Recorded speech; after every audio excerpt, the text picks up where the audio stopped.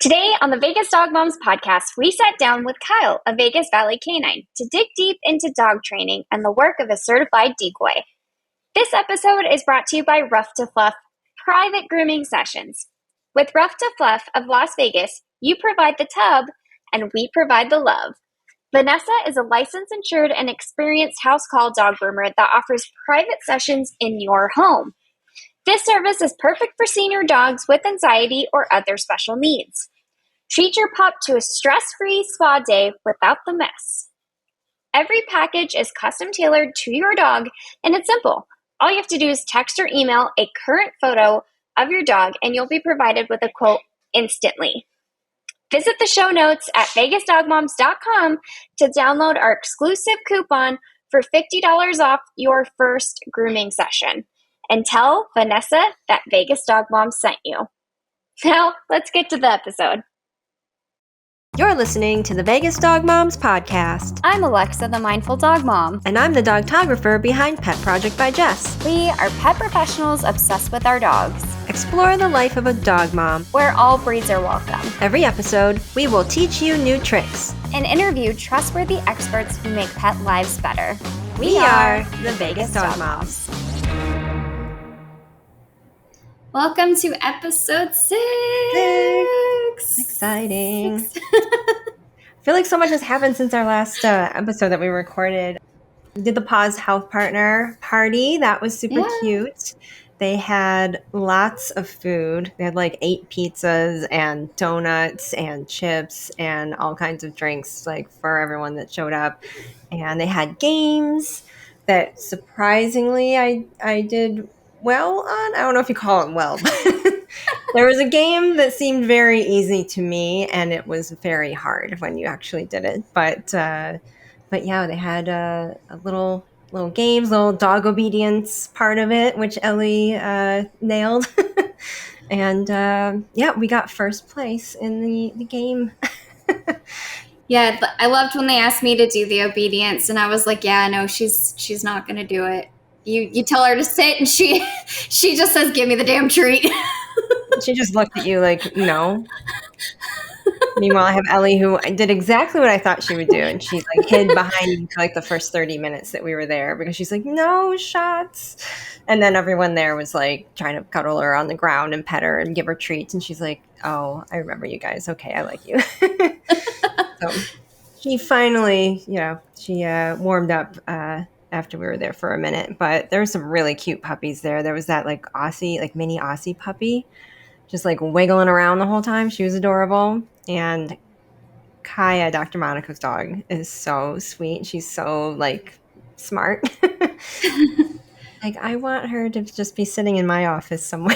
She's just like a calming presence. Then there was a dog that was just there to like visit, and it was just sitting in another room, quiet and chill the entire time. It didn't even like pop its head out. There's all these like really well behaved dogs there, and then I have like Ellie hiding behind me for like the first 30 minutes. But she came out of her shell just in time to play that game and actually do some obedience. So it was nice. Yeah. That was very nice of them to have us there and give us some prizes and treats to go home with. So we appreciate Paws Health Partners for that. And yeah, what else? We got, the Horsetrailer Hideout Hangout. That was fun. Yeah. Oh my gosh, those margaritas are so good. They are very good. I had 2. I almost had 3. I was like, if I was here another hour, yeah. Yeah. So that was a really good time. Staff was super nice and as usual, and I got to meet 3 of them this time, so that was cool. And the dogs that came were very well behaved as well, and we had some new members show up that we haven't met before, so that was nice. Had a good conversation with them, so had to get in on that free popcorn too. But yeah, that was a good time, and I'm excited to go back. But yeah, anything else going on in your world this past week? There's lots of new stuff. Like a new study just came out on CBD today, which is really interesting. And there is a brand new German Shepherd rescue. Shari's saw German that. Shepherd Sanctuary just launched today as we're recording this, which is really awesome. Yay. And did she have like a website, a Facebook, an Instagram? yeah, she's got a Facebook. And she will be featured on the Dog Lovers Directory. So if you're looking for a rescue, always go to petprosoflasvegas.com and you can find all of the rescues in town. Very cool. So she'll have all shepherd dogs and shepherd mixes coming in. Yeah. Cool. And she'll be pulling from the Animal Foundation and just helping all the shepherds in town. That's great to hear. And what was the CBD oil news?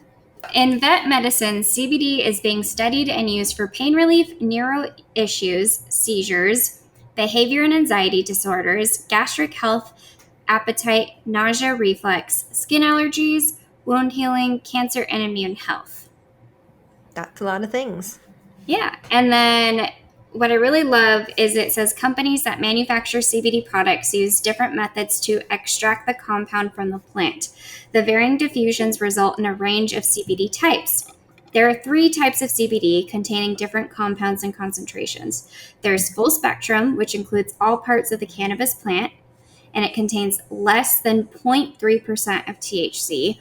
Broad spectrum, this contains the most amount of cannabis plant compounds. Unlike the full spectrum, broad spectrum products, contain trace amounts of THC.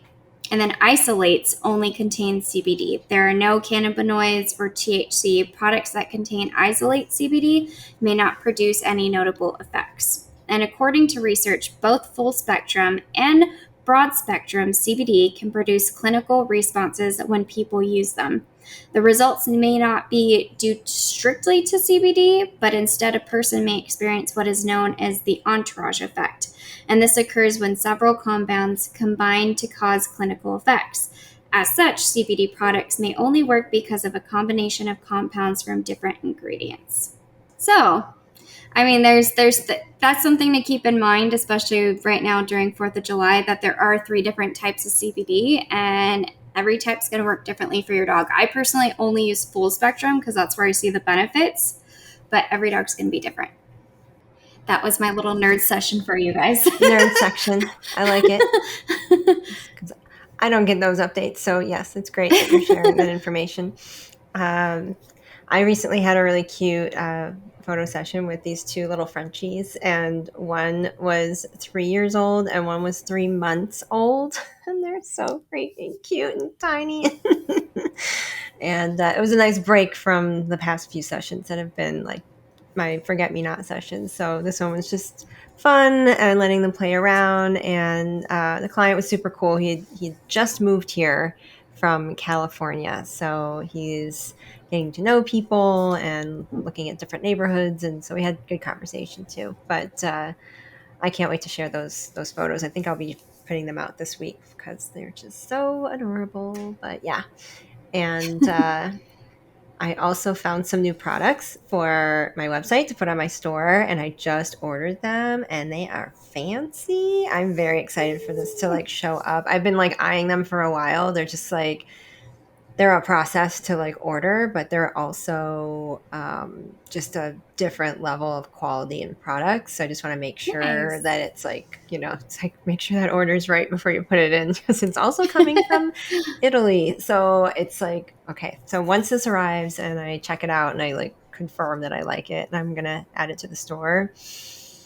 people are going to have some really cool options for displaying their dog photos. So I will be doing probably an unboxing video for that and a million other reels and stories about it once it arrives if I like it. So Yeah. I'm very excited to release that. But oh yeah, there's been a big announcement. I don't know if I mentioned before about this dog photography conference happening here this fall called Shutterhound, but they recently made an announcement of some new classes, because all day it's just classes from like these world famous photographers. But they're going to have Craig Turner Bullock and Charlotte Reeves, who are both amazing photographers. One's from New Zealand, the other from Australia, but they're part of Unleashed Education, which if you're into dog photography at all, it's a great resource to learn things and get educated, whether you're a member or just casually browsing. But they have some great tips and tricks, and yeah, it's just really, really cool. So just another thing to get excited about with with the conference coming up. It's weird because like I bought my tickets the January 1st, and so it's in my mind I'm like, okay, it's like 9 months away. Now it's like it's in like less than 2 months. It's like this week in 2 months. I'm very, very, very excited. So yay. So we have that. But yeah. What are we talking about today? So today we are going to interview a very special local dog trainer, Kyle of Vegas Valley Canine, who also has partnered with the NSPCA to do dog training there. Yes, he gave us a really informative look inside his way of dog training, and I think you guys are going to like it. So let's get into it. All right. Hi, Kyle. Hey, Thank guys. you so much for joining us. Yeah, so you're here today to tell us about your dog training business that you've been doing for 7 years. And we've seen so many trainers using so many different methods. So we're interested in how yours works for your clients and maybe help spread the word on your business for anyone out there who may be looking for some help with their pup. So my first question is, what inspired you to become a dog trainer? So for me, like early on, my dad was always into dogs. So that was kind of the first place that I really got into it, got with handling dogs and just being around dogs. We always had Rottweilers when I was growing up. And I have a Rottweiler now. So that's always been big. And so just our dogs were always trained and stuff. And my dad trained them. He was in canine here in Vegas way back in the day. So he learned a lot from there and then just showed us stuff. And then as I got my own dog as an adult, I wanted to dive deeper into it and figure out what we were doing in like modern day training and stuff like that. So my dad was the original one that got me into dogs. And then just working with my own dog and doing stuff and competing in sport kind of opened the door to learning how different things worked. And then I was kind of able to help other people with dogs that they had issues with, and which is like kind of a common story in the dog training world. Everybody kind of starts training their own dog and then they move on to like helping others because they ask them to and stuff like that. So Now, how would you describe your approach to training? Are you balanced? Is it positive, negative reinforcement? Are you force-free? So I'm a certified TWC trainer. So the way that we kind of describe how we do things is the two big separations, like you talked about, is balanced and force-free. We kind of separate ourselves from both of those because although people would probably lump us into more balance because we do use tools and aversives, we do things in such a different way than most dog trainers are doing. We just kind of separate a little bit, but it would be kind of more towards the balanced category just because of the tools. That's how people would kind of see it. Okay. Can you tell us any, like, maybe misconceptions people might have about your training or any pushback you've ever received? As far as actual pushback, like from me personally talking to my clients and talking to people, there's been almost zero. Anytime I explain how I'm going to go about things and how I'm going to work with their dog and build the relationship and do all these things, I've never really had an issue. Most people are curious when we get to tools and we're talking about different things and different techniques that we're doing. But mostly people will just ask questions, and then when you explain it to them, I haven't had a lot of pushback. On the internet world, it seems like things are a lot more like everybody's at each other's throat, which kind of how the internet is. But in everyday life, I haven't had too much pushback. I would say for the people that maybe come from more of the force-free style and they discover my page or my work and they're interested in how I do things maybe differently. I always like to remind them that there's a thought that if you use tools or you're going to use an aversive or you're going to punish a dog, that there's always going to be negative backlash that comes with that, and that there aren't a lot of positive things that come along with it. There's certain ways that we do things where using aversives in a certain situation will actually bring up the confidence of a dog that's lacking in confidence, which people would think that's crazy, right? How could you do something in a certain way that maybe the dog is slightly uncomfortable for, but in the end they end up more confident instead of less confident? So I think that's a common thing that people think about when they think about tools and punishment in general. Okay, when you say tools, you mean like e-collar or something else? Yeah. Okay. So anything we're using to train the dog, everywhere from a leash to prong collar. Prong collars and e-collars are the two most popular things. Some other misconceptions too with tools is that in the force-free community, it's very popular to use things like the gentle leader. Again, with even the name, it's called the gentle leader, right? It's gentle, but because of the point of contact on the dog, it's at the tip of their nose. And if they were to go to the end of the leash faster, if you needed to pull the dog away, you can actually give the dog whiplash and injure their neck. Whereas if you're using a prong, that's not going to happen. So there's little things like that that have become misconceptions where people don't understand the actual function of how it works. But because of good marketing, it's easy to label these things a certain way, and then we just take it for that, and we don't know kind of how the process of using it actually works, you know? It's more like user error than anything else. It's training the people how to use the tools correctly. And a couple other misconceptions is with tools, everybody wants to have them like super tight. The e-collar, if you're going to make contact, it's got to be super, super tight. Or the prong collar, it needs to be super high on the neck and super tight. But what this does is it causes the dog to feel constantly kind of on edge, right? They have this pressure. It's like if we're holding the leash and we're holding it tight the whole time, or if we have a nervous dog and we get close to something we know makes them nervous and we tighten the leash, you'll see them tense up too, right? So when their collars are so tight all the time, it puts them into that constant stress. So if we're trying to work on something, and a lot of people are using these tools to try and solve behavioral issues, and they don't realize that in the moment they're actually making things worse just by having it on, when they could change some things about it and do it in a slightly different way to where the dog could be more relaxed, right? In our program, it's very big that the dog feels free for like most of the time, right? We ask them to work, or we ask them to do certain things or to not do certain things in little moments, but overall we want the dog to be free to express itself, right? Totally. I get that. Can we talk more about your IGP certification that you trained under? So the TWC is the certification. So that's through Ivan Balabanov. He's one of the top trainers in the world. And also, too, to make everything even more confusing, the sport that me and my dog compete in is IGP. So there's a lot of letters. That's IGP. Right? That's So the sport is IGP. In the sport of IGP, Ivan is one of the top in the world. He's a 2-time world champion. He has like 16 national titles, all with dogs that he's bred, owned, and trained all himself. So in the dog training world and in the sport world especially, he's always been like a really high up trainer that everybody looks to, and everybody is trying to take his seminars and do things to learn from him. And just over the last few years, he started a school for dog trainers to actually spread his knowledge and show and share with everybody what he's learned over the 40 years that he's been doing it.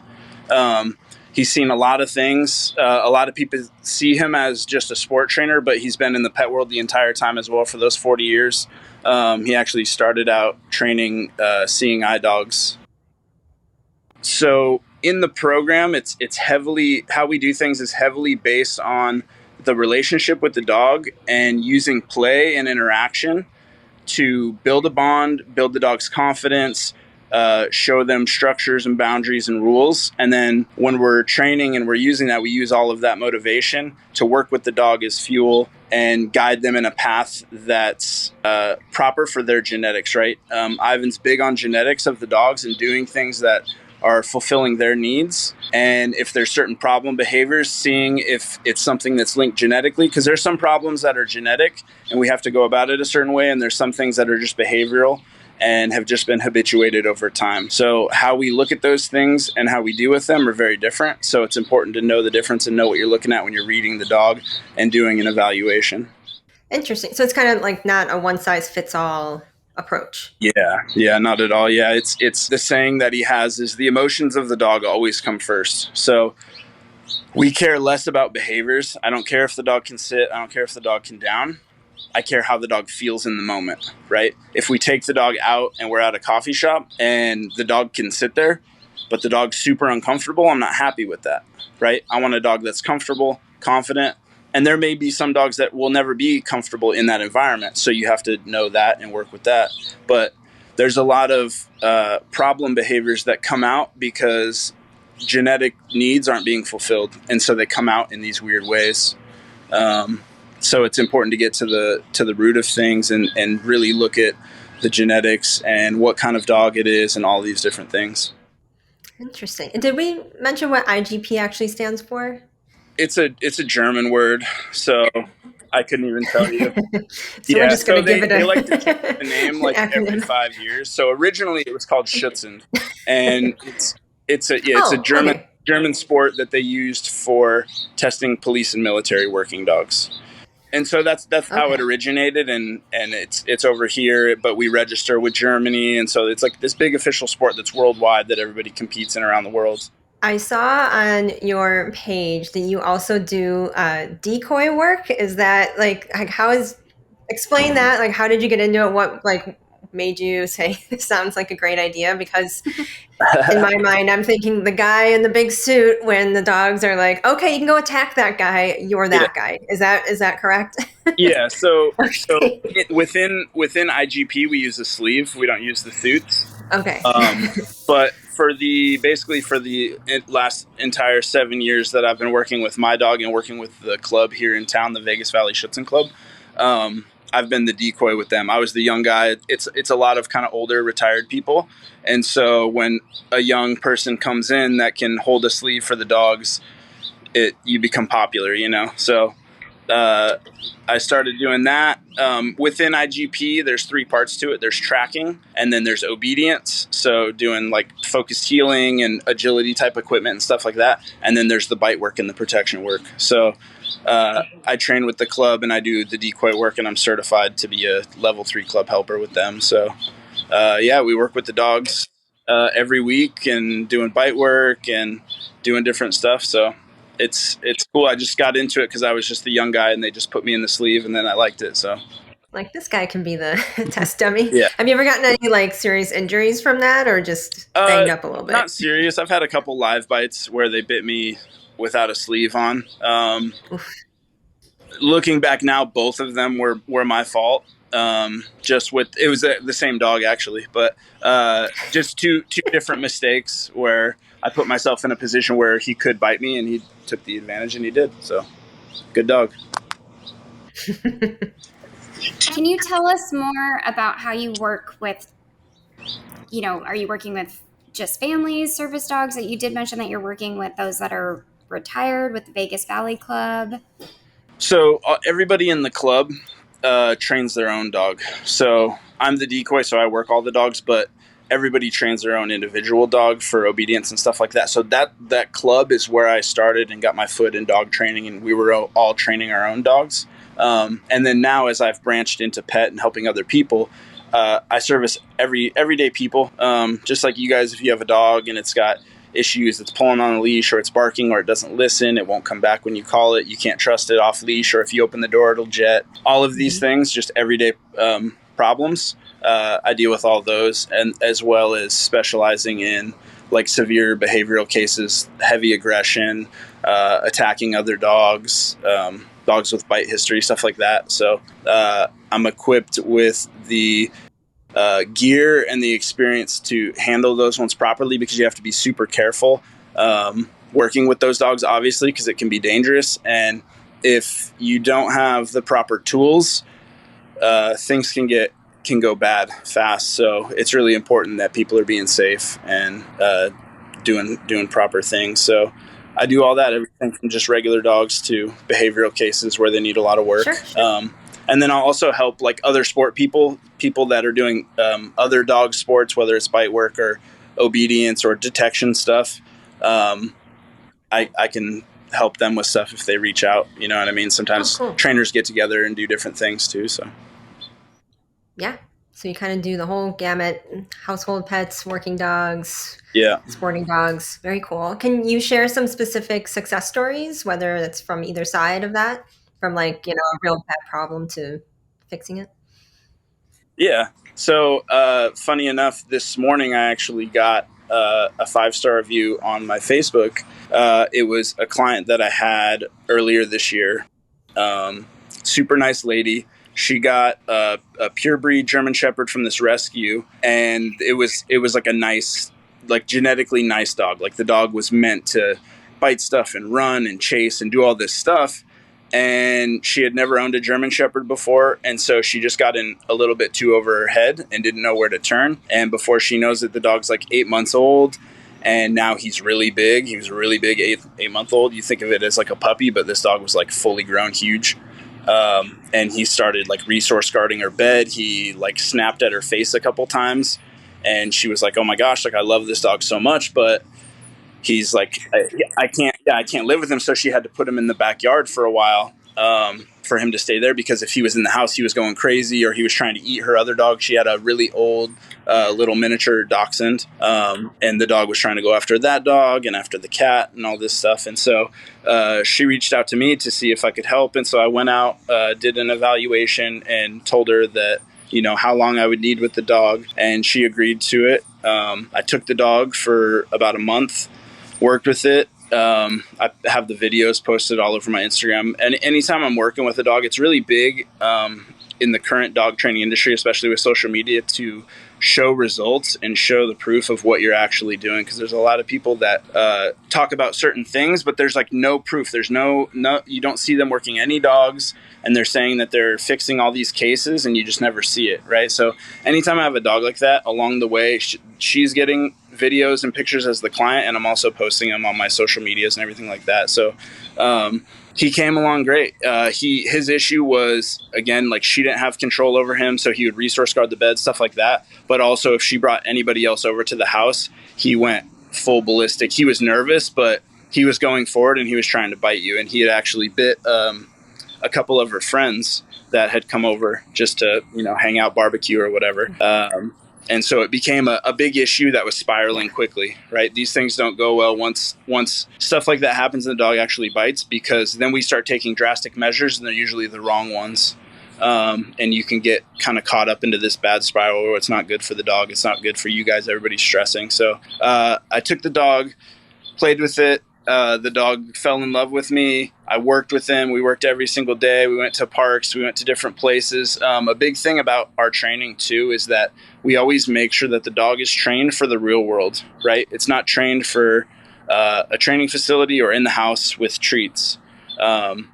The dog is able to go out in the world and engage with people. Even if it's a dog that doesn't really like people or other dogs, they can be content in controlling themselves and knowing that you're not going to put them in a situation where they have to deal with a bunch of people, right? But they still know that they have to behave and they have to cooperate. But most dogs are pretty social overall. And this dog was like that. He was actually a really social dog. After training him, he was able to go run around off leash at the park. I could walk him up to people. He could meet people, meet other dogs, and he was totally fine. And then when I brought him back to her, I have a special transition period where it's super important, not just that the dog can listen to me. He has to be able to listen to you guys, obviously, in your homes once he goes back. So I have a special way that I transition that over, and I work with the client in those real environments so that they can see in real time what's happening, what I'm doing, and then I let them do it. And then, of course, they're going to make mistakes because everything isn't so simple, right? There's some things that you really have to work on, and it takes timing and it takes a little bit of skill. So being able to simplify that and get it to a point where they can easily do that and it's repeatable for them in the future. And if something happens, they know what to do and step in and do it. So we were able to do that, and she was just really happy. So she left a review today just talking about how she was able to get her best friend back because she really loved the dog, and she just got to a point where she was just scared of him and didn't know what to do and didn't have control. And so we were able to work with him, and he's just a super cool dog, sporty, fun, didn't have a mean bone in his body really, but he just had too much energy and they weren't sure how to guide it, Would you say that this training saved his life? Yeah. Based on the alternative that she had? Yeah. Like he wasn't that bad yet, like by any means, but he definitely would have like gone through trainers and there would have been a big mess to where ultimately, it could have gotten to where he bit somebody bad enough. He had it in him because, like I said, he was genetically like a good dog. So for good working dogs, like we want them to be able to bite. We want them to be able to have that confidence to go forward. So if they do it in a situation that isn't correct, that's not good, right? Yeah, exactly. like the other dog in the house. Yeah. Yeah. People who aren't familiar with the collars and just know, oh, it's a shock collar, and they're not informed of anything else that goes along with that, don't Yeah. understand that some dogs, such as this one, whether it's genetic or behavioral, have no other options without, just for safety reasons, but also as an alternative to, possibly being put down just based Yeah. on, whether it's a history or just the way they were born. I think used correctly by the person holding those tools, you can really change a dog's life and your own situation. Yeah, definitely. Yeah, there's a lot of things going on in like the UK right now. There's a ban that's going on, and people are trying to fight it because there's so many sheep and livestock, and they have a big problem out there with dogs killing livestock. And if your dog kills livestock, the farmer kills your dog. So it's like, is the e-collar that savage to where you save a dog? You can train them. Yeah. Yeah. So there's a lot of wild stuff out there, and it's like, for especially the e-collar too has been such a mystified tool. Like, there's so much talk around it and all of this stuff and how crazy bad it is or how crazy good it is. And at the end of the day, it's just another tool. To the animal, it's just another aversive. There's certain benefits that it has because it is wireless, that we can do. But for me, for how I do things in my program, 99% of it is going to be done with the leash and a prong collar. And then, I'll use the e-collar when I need to for certain situations where I can't have a leash on. And then that's it. Like for that dog, Coda, dealing with reactivity, dealing with human aggression, dog aggression, all of that stuff throughout his entire 4-week program. I probably pushed the button on the e-collar 6 times, 8 times, maybe max. Right. So there's programs that will do it where they have a super low level and they tap it 100 times in a session. Right. We do something very different from that. But again, So yours is like a mix. You have like a mix of methods that you use. Yeah. I mean, there's certain ways that I do things, but there's so many options. I don't think people realize how many options there are to go about certain things. Because every dog is different. And again, all we're focusing on, the main point, is the emotion of the dog. So we have to be taking care of that. And then the rest of the training takes care of itself if we're doing proper methodology and proper foundational work, right? Different types of stuff. And that stuff comes super quick. But the most important part is the relationship. And so much of modern dog training nowadays, sadly, is focused on making the dog calm, don't show the dog too much affection, right? It's like, oh, your dog's going to have separation anxiety. Your dog's going to become needy. Don't pet your dog so much, don't love on him. It's like, it's insane. I want my relationship to be as solid as possible. And then I'm going to guide my dog to the best of their genetic capability. And we're going to go out into the world, and I'm going to have real control with that because they actually respect you and they trust you, right? When you have all of their needs taken care of, they eat their food and they have their water and they took their nap and all of this stuff. After that, it's just us interacting. You know what I mean? This is something that Ivan talks about. This is kind of the whole main thing throughout the course, is just having that solid interaction with your dog and having the trust and the bond. And then the work that we do is just kind of secondary, all of that, like love and that fuel and that bond is the motivation that pushes us through all of those moments, and it's what brings real confidence in dogs. I like that. I did have one extra question. Why Rottweilers?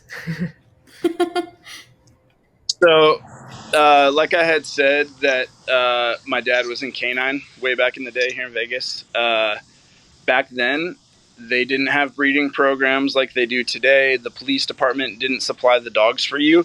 You just became a canine handler, and they're like, okay, go find a dog. And so you would just go find a dog from somewhere that you thought might be good and then try to use it. And most dogs, it's a very small number of dogs that are just genetically capable of doing the work of police and military dogs. So when people are just going out and getting random like rescues and stuff, it was kind of bad. So my dad ended up stumbling across this dog. He was driving through a neighborhood and he saw this Rottweiler in this yard, and it had been dragging around a tire filled with cement. The dog was chained to it on like a big collar, and the dog was just dragging it through this dirt yard like all day. And I think the dog was like 3 at the time. And my dad saw it and just like fell in love with the dog. You know what I mean? Like when you just see a dog and you're like, that's my dog. So he ended up like bartering with the guy, gave him a couple bags of food and some cash. And the guy was like, okay, yeah, you can take the dog. So he took him, started training him at his job as a police dog, and the dog picked it up. The dog did great. So he just fell in love with Rottweilers. He had him. He worked alongside him until he retired the dog. Unfortunately, I never got to meet that dog. My sister did, but that dog had passed away before I was born, so I never got to meet him. His name was Bosco. But that kind of got my dad into it. And then like right around the same time that I was born, my dad got a Rottweiler puppy, and that was my first Rottweiler that I grew up with. His name was Tommy.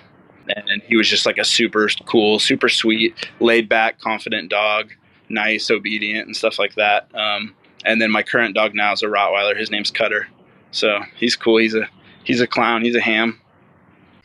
Alexa, do you have anything else to add? Yeah, I was going to ask for the audience, are there any quick little DIY things that we can do at home, like teaching them to sit, like just anything silly like that that's easy for a dog mom to do without a dog trainer?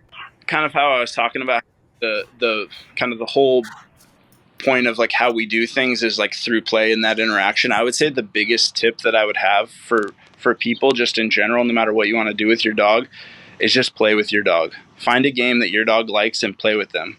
And when I say a game, I mean like chasing a ball or playing tug or things like this.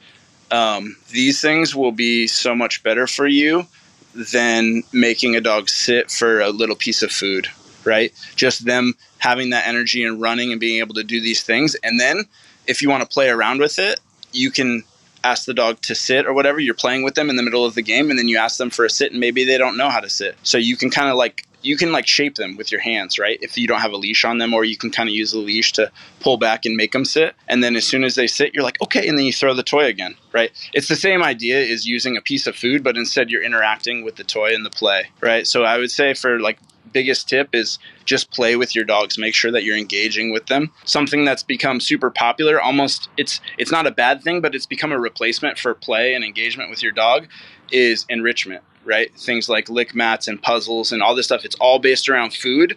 And what we're doing is we're mixing up food and games. Food and play are differently in the brain.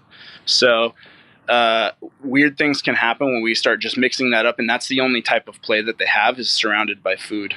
So those things aren't necessarily bad. I'll give my dog, Kong with peanut butter in it and give it to him, and he loves it, right?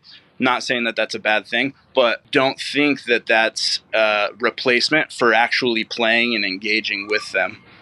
Something else, just along with like little quick tips, dog training can be simple if you know certain things, but it also can be very complicated. And there's so many videos and there's so many trainers out there that post things that are like, here's a quick tip with your reactive dog.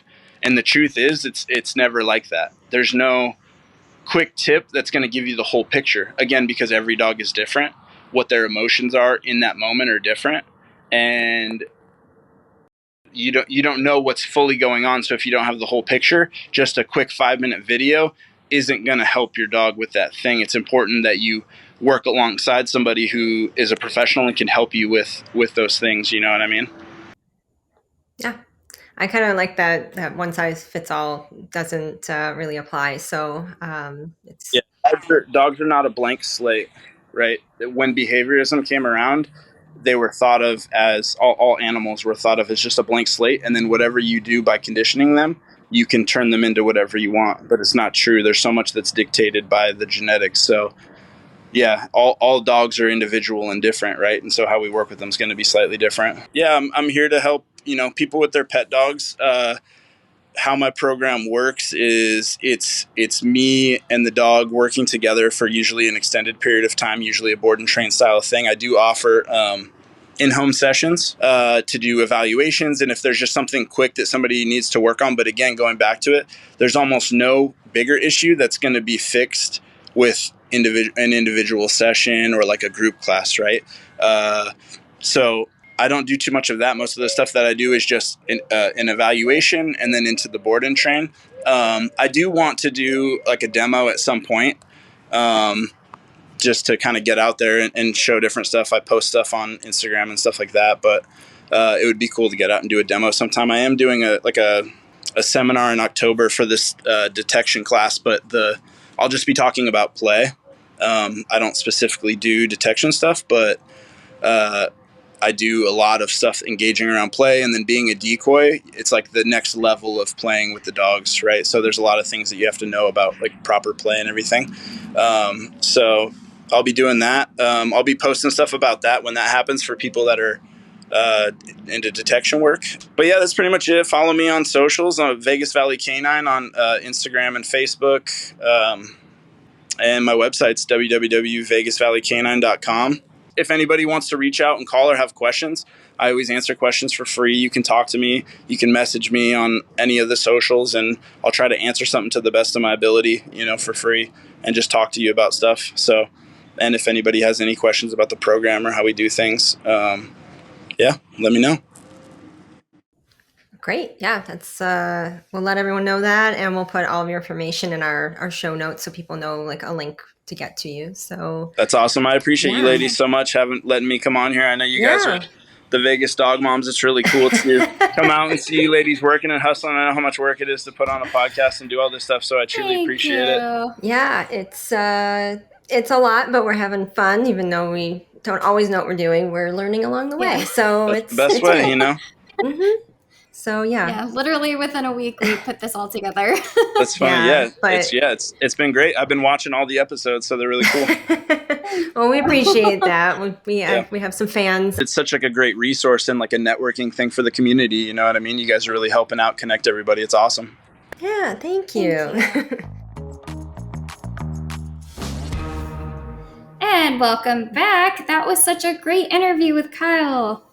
Yeah, I thought that was really informative with the way that he trains and the meaning behind it, and making sure your dog is comfortable in each situation. So yeah, I always love learning about everyone's different takes on the ways they train their dog and what works. So thank you, Kyle, again for joining us.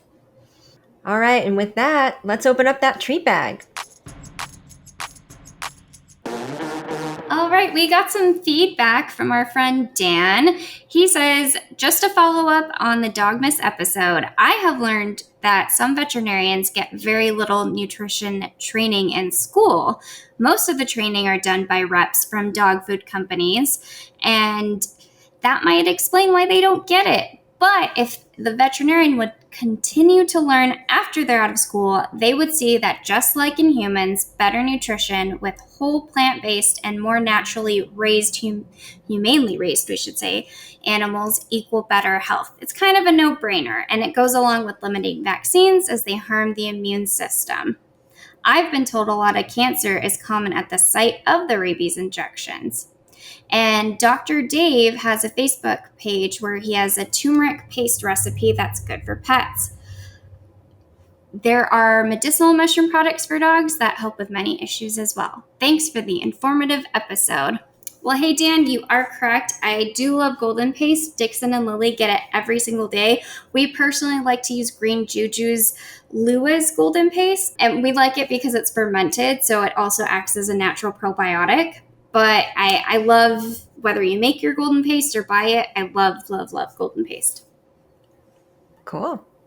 And I think we get to skip the poop bag this week because we don't have any messes. I don't know. We got to start doing a better job of finding things to clean up. Right? What events do we have coming up? We are returning to the Horsetrailer Hideout. Really excited. We hope to see you guys there for happy hour, or I should say yappy hour, from 5 to 7 on Saturday, July, 29th? Yeah. Put it on your calendars now. You have a whole month to plan this. Word has it that Dr. Monica will be there. Oh, that's exciting. Yeah. And we didn't just show up and, hang out and call this a happy hour. Horsetrailer Hideout and the awesome staff there, actually reached out to partner with us and collab on this event. So they made a specialty drink menu that's just for us. It's not anywhere else on their menu. So when you show up, you can get these $8 drink specials. They have the Desert Dog Margarita, and they have the Boo Boo Blue vodka drink, and they have $5 Scooby snack shots, and there's dog treats for your dog from the Barkery, and also Vino for your dog, all made by the Barkery. And they're just, they want to promote us and our podcast and my business and Mindful Dog Mom, and we think it's really cool of them. So you're not just helping out, the bar scene, you're helping us out by showing up. So it's going to be a fun event. All we do is talk dog stuff. You don't have to bring a dog. You can show up solo. You can, move on to another place after, just say hi, or you can hang out the whole time. Our last people that we had stayed the whole time and hung out. You can order food from their menu there. It'll come from Able Baker next door from their kitchen, or you can bring in outside food. They don't care. So I'm telling you, it's a cool place to hang out. You can be inside, and there's free popcorn if you're not going to eat there. It's a good place to hang this summer. So just want to throw that out there.